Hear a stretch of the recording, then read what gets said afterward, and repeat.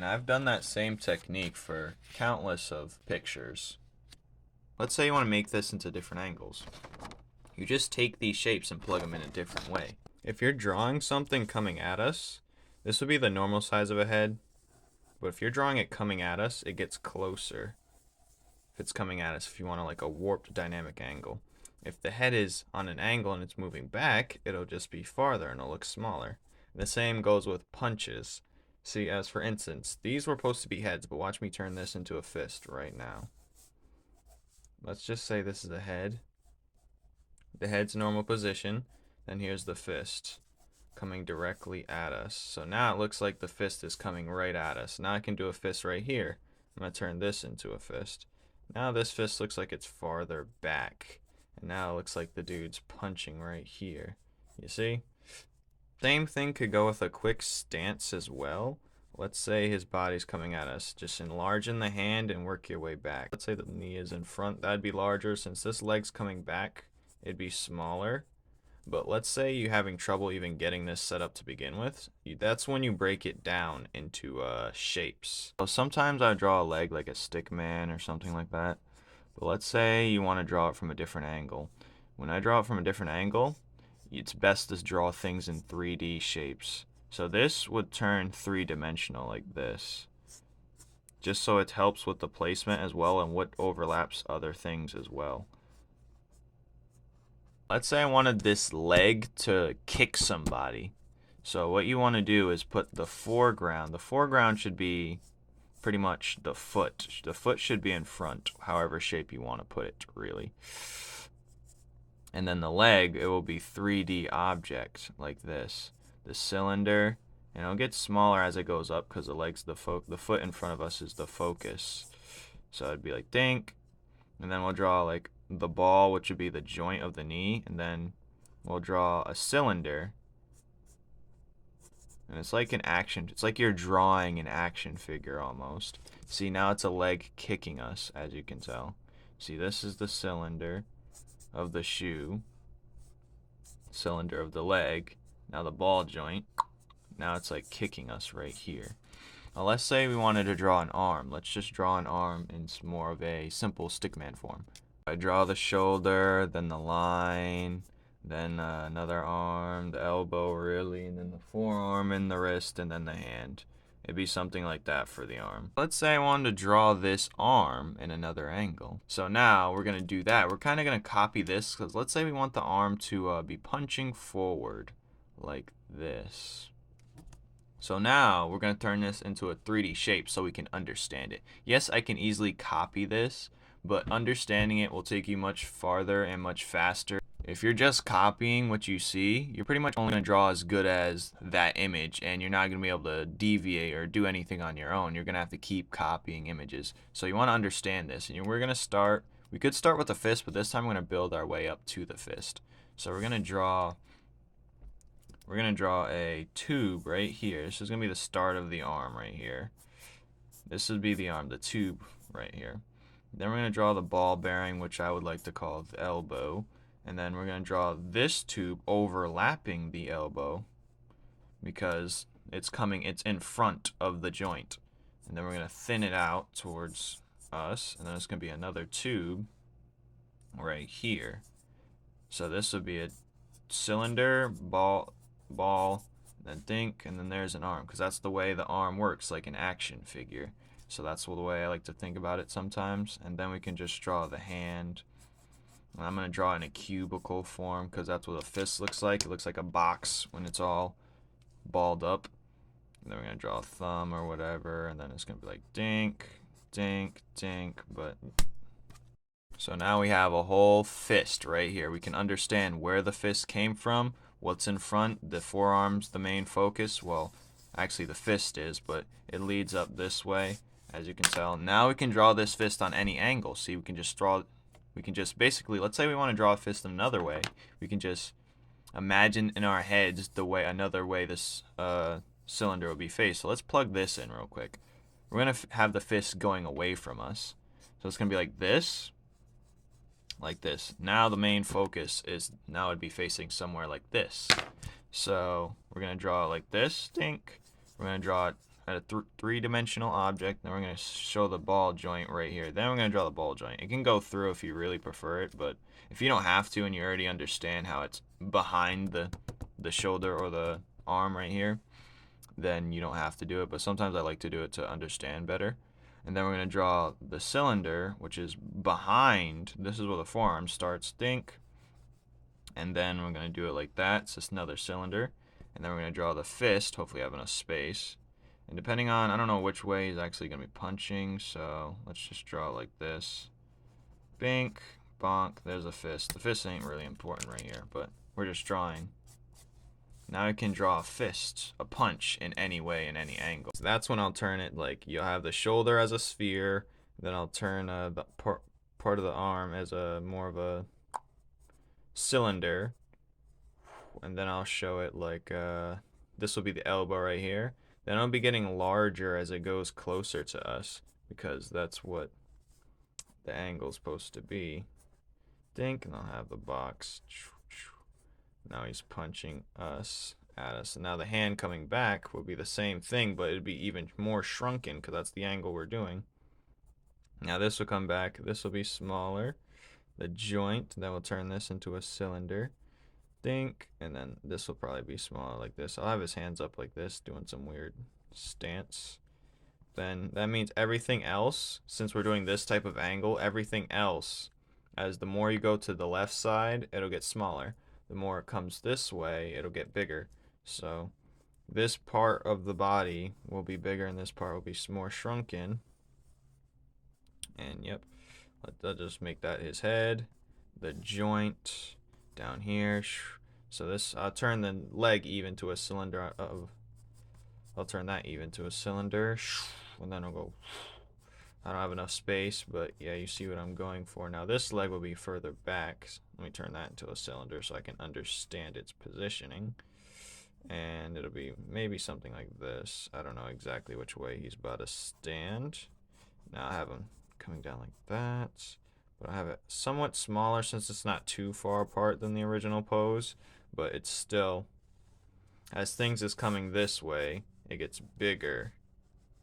But as it goes farther back, the spacing between an object and another object will shrink until, you know. So let's just do a guy's thighs real quick. Let's say his thighs is coming at us like this. His thighs are, he's dashing at us, and his leg looks like this.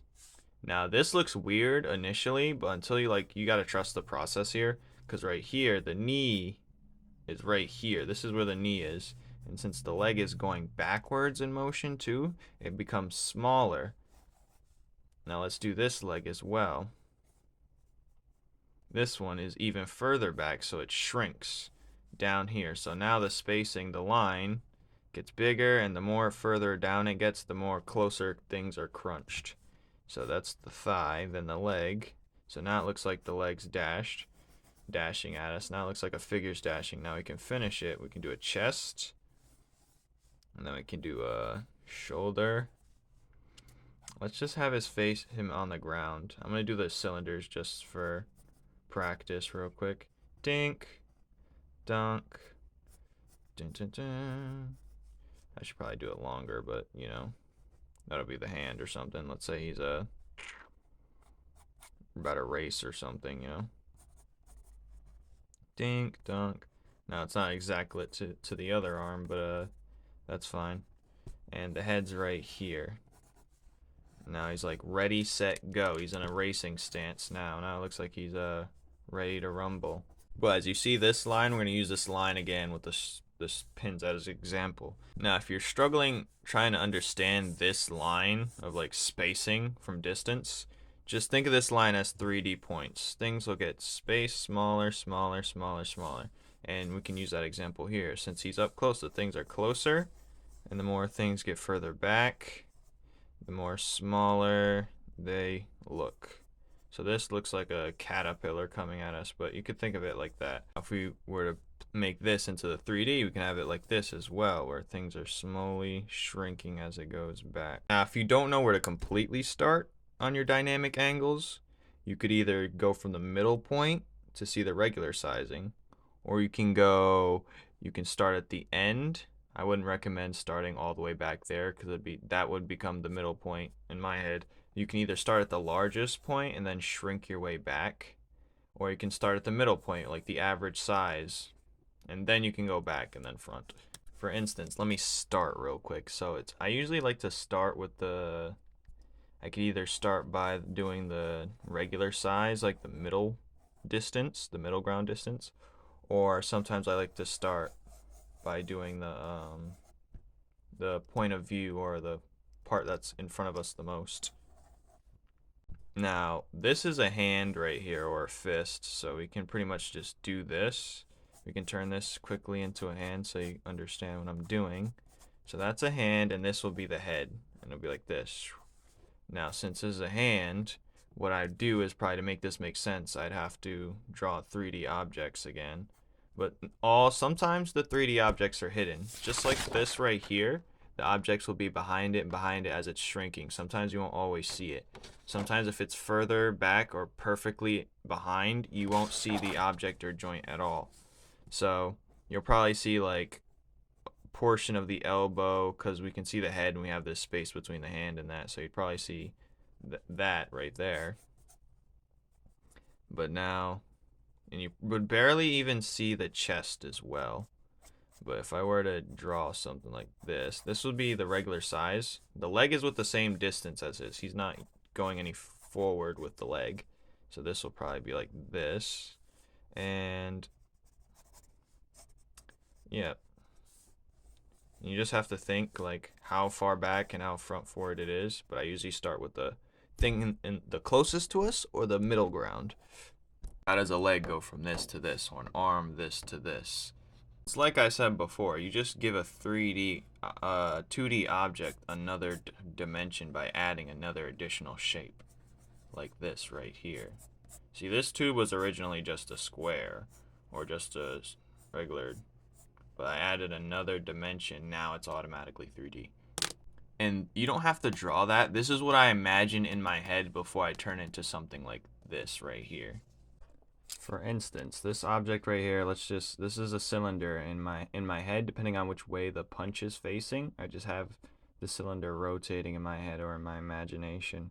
Then I just plug this right here. I plug in another sphere in the middle, then I plug in another cylinder, depending on which angle I have it facing.